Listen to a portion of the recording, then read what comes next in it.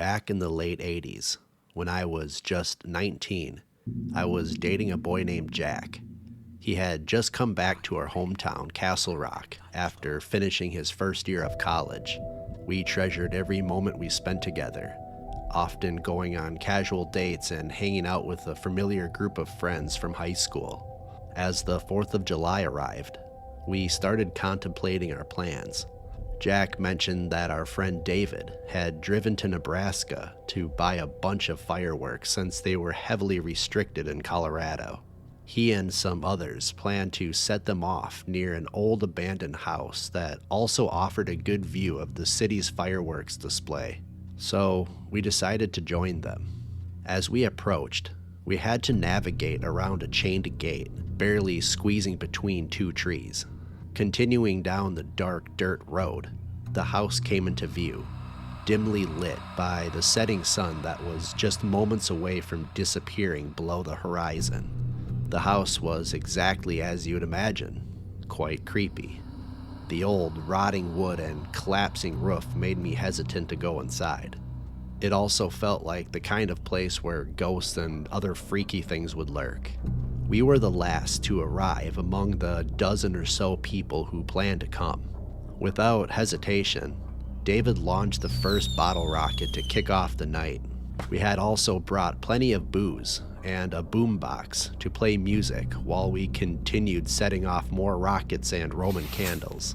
After roughly an hour of setting off firecrackers and a few beers deep, Jack suggested we go inside the house to the second floor to get a better view of the fireworks show. I was pretty hesitant, but I guess after a couple of beers my worry subsided. As we entered the house, we lit a sparkler for light to navigate through the trashed interior. The discolored, torn wallpaper and the musty, damp smell of mold filled the air. Going upstairs, I clung tightly to Jack, nervous that the creaking floorboards might give out.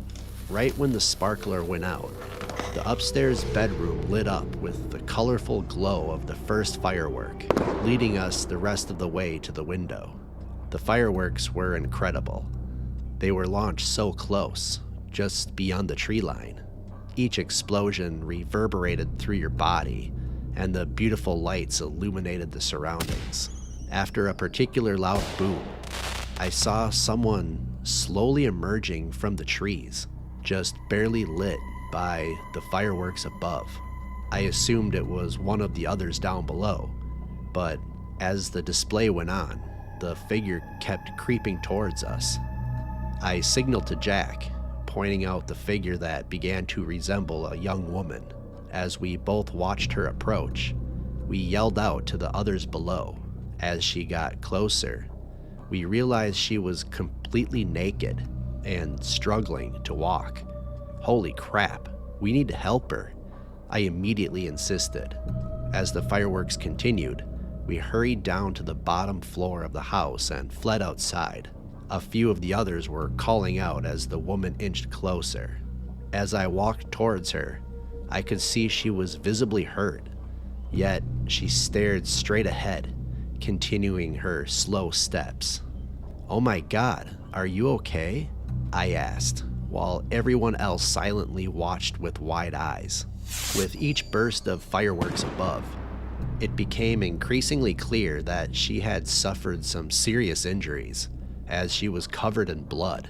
She shifted her eyes to me as I slowly moved towards her and voiced out.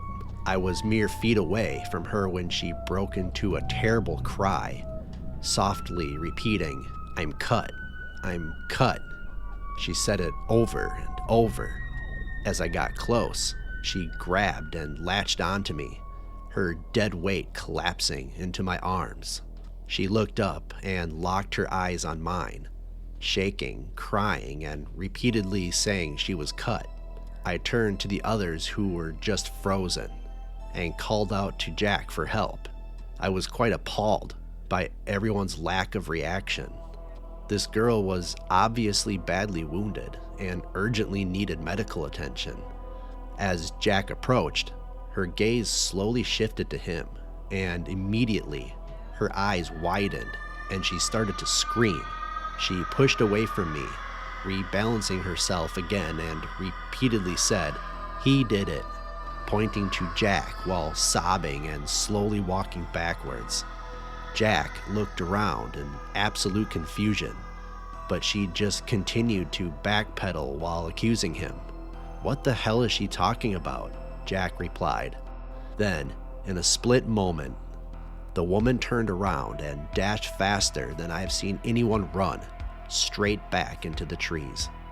"We need to go find her," I insisted as I moved towards the tree line. The grand finale of the fireworks show helped several of us search the dark woods, while the rest went back to town to seek help. After a few minutes and without the guiding lights of the fireworks anymore, we realized we had to turn back. It was futile and risky to continue searching the thick brush without a flashlight. My nerves were on edge all night as I kept moving back and forth from my window, hoping to see her outside. The next day, we were informed that the woman had been found in critical condition and was being treated at our local hospital. I decided to visit her. When I entered the room, she looked at me with a confused expression and asked if she knew me. She had no recollection of the previous night.